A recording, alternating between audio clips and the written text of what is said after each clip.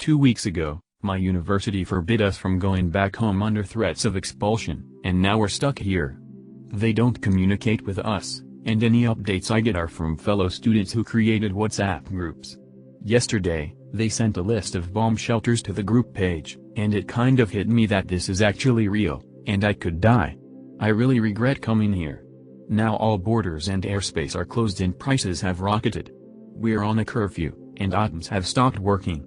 My country's students' union found a bus for us to go to Lviv and then to Poland, but they're saying only 35 seats are available and I don't think I'll be able to get one. I don't want to die. I live in a country where arranged marriage and abusive marriage is quite common. Little bit by bit things are getting better. But not fast enough. Some marriages are of young girls.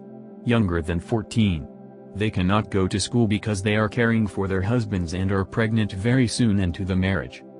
We find these women and girls from school records, police reports, and sometime we hear from neighbors if she is being struck or mistreated. Some of them contact us through friends, or sometimes we visit them and ask how is their life. If she says she wants to go, we will make for her a plan to go to another country or stay in this country and work in a place where we trust in the city. Some of them take their children. Some take only the little ones. Some don't take their children. I don't tell them they are wrong even if they don't take their children. Most of them were forced to be mothers. We help her change her appearance so she can't be spotted. Most of them I don't meet again, but a few are now my friends. Over 12 years we help over 1,000 women and girls to be free. To tie her to a man she does not know and tell her this is where she belongs now is to make her a slave. In some parts of my country young marriage and arranged marriage is no longer allowed, but in places that are far from the law it can be easy to do what you want. I'm not sorry for doing this. Some people say God will punish me, but who will punish the husband that strikes his wife? Who will punish the raper who makes a woman pregnant and marries her? A wife running away is a great dishonor. I hope these men fester in shame.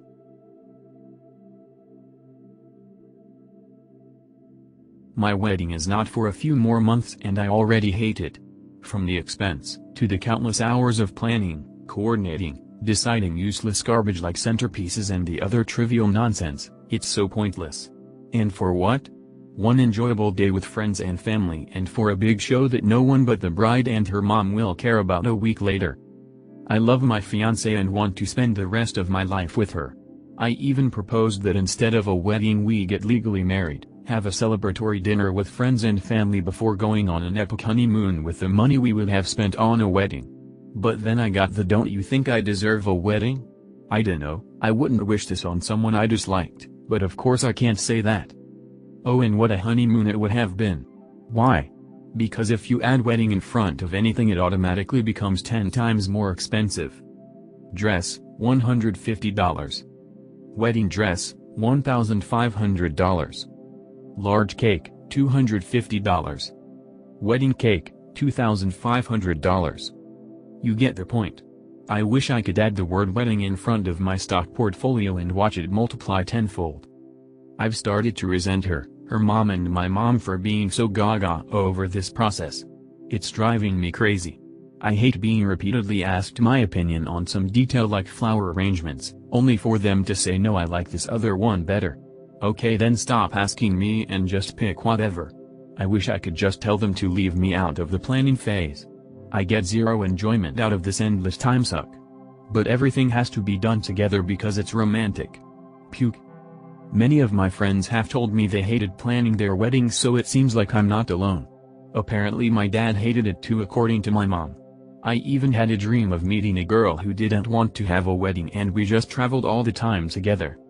I just want it to end. To be married and be done with it. Thank you for listening. It felt so good to vent.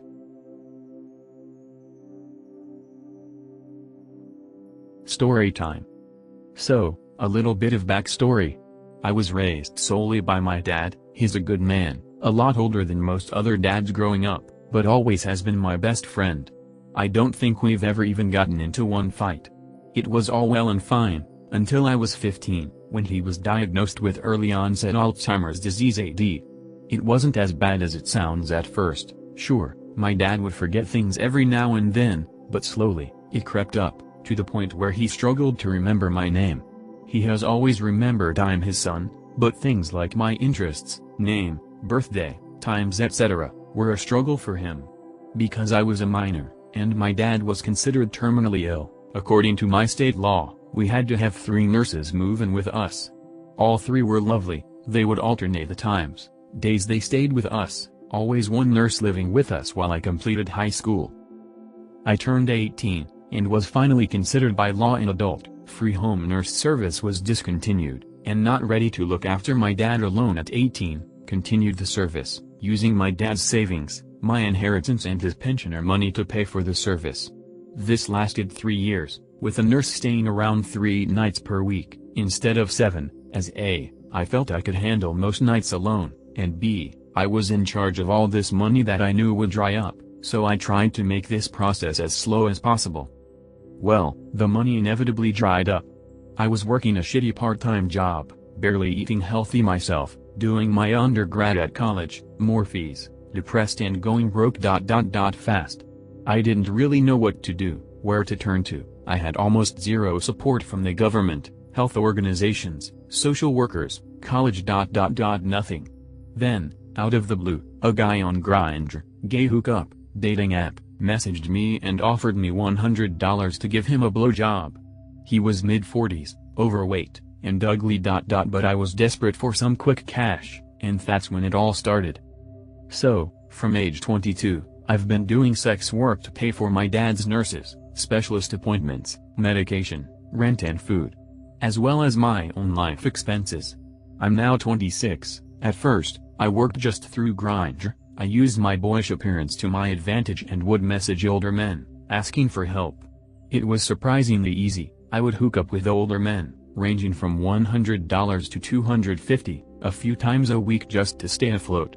After a while, I looked for other avenues. I signed to an escort agency, and started taking male and female clients out for dinners, casinos, shows, events etc., making a lot more money.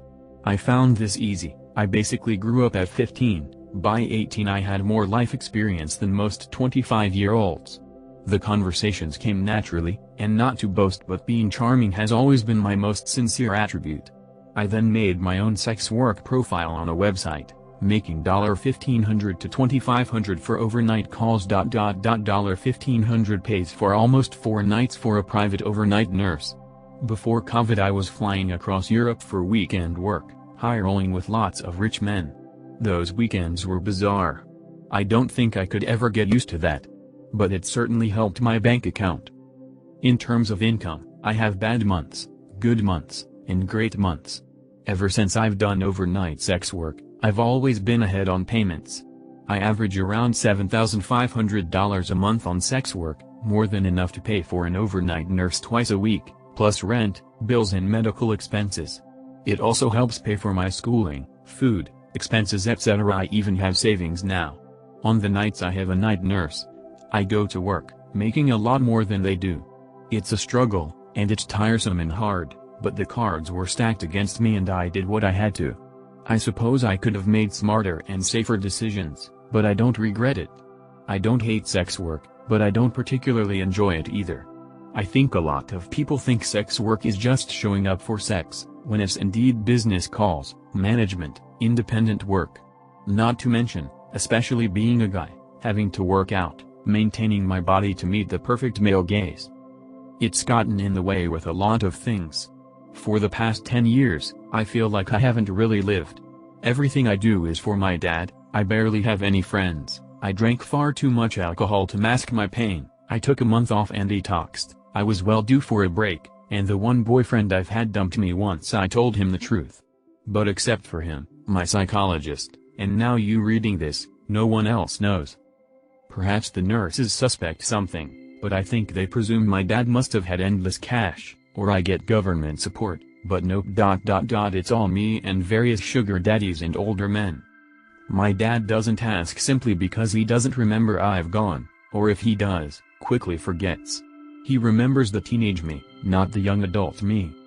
I worry about my future, I worry about my dad, but the nurses have countlessly told me, he's doing great, and keeping him at his actual home, in his own surroundings instead of an aged care home has slowed down his Alzheimer's drastically, and for that, it's worth it. For my dad to remember my name 7/10 times, it's worth it. The biggest takeaway here is, sex work is real work, and the public healthcare system is abominable, and serious measures need to be put in place to fix it. I'm currently taking a break from my master's, but I'm majoring in policy, and I hope to help reform it one day. See my last post. Your comments moved me. I had to do something cause his ambitions in life were just aimless, and if he didn't get his act together he'd be in the same position 20 years later. We talked to him about self-reliance and growing up. He needs a life plan. If he blew us off, we were prepared to make him move out. But he was actually in agreement pretty enthusiastically. He agreed to not only go to therapy but also to see a life coach that will hold him to a plan to make consistent money and to learn valuable economic skills. So, I am glad you guys kind of gave me a wake-up call. Sometimes we really do have blind spots when it comes to family.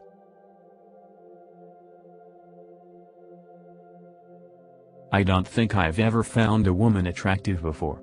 Like, yeah, I can look at a girl and think she's cute, but not like that. But guys are so fucking hot. There's this one emo dude at my high school with long black hair and he's just so cute it drives me insane. I get so angry whenever I'm around his girlfriend just out of pure jealousy. Edit. Okay Jesus, I wasn't expecting this many comments, but I'm going to clear some shit up. I am not religious, and I am a sophomore in high school. I can drive, but coming out to my parents still isn't a good idea because I can't exactly escape in one of their cars. I thought about it a bit and am just going to admit it, I'm gay. I like men. I can't change this, and it fucking sucks. But I'm gay. Edit 2, I just made the worst mistake of my life. I had gotten a few, like 2 or 3, comments saying that sometimes parents will turn out to be accepting, so I tested my luck with my aunt. I told her, and I'm probably going to get outed now. Long story short, she turned out homophobic.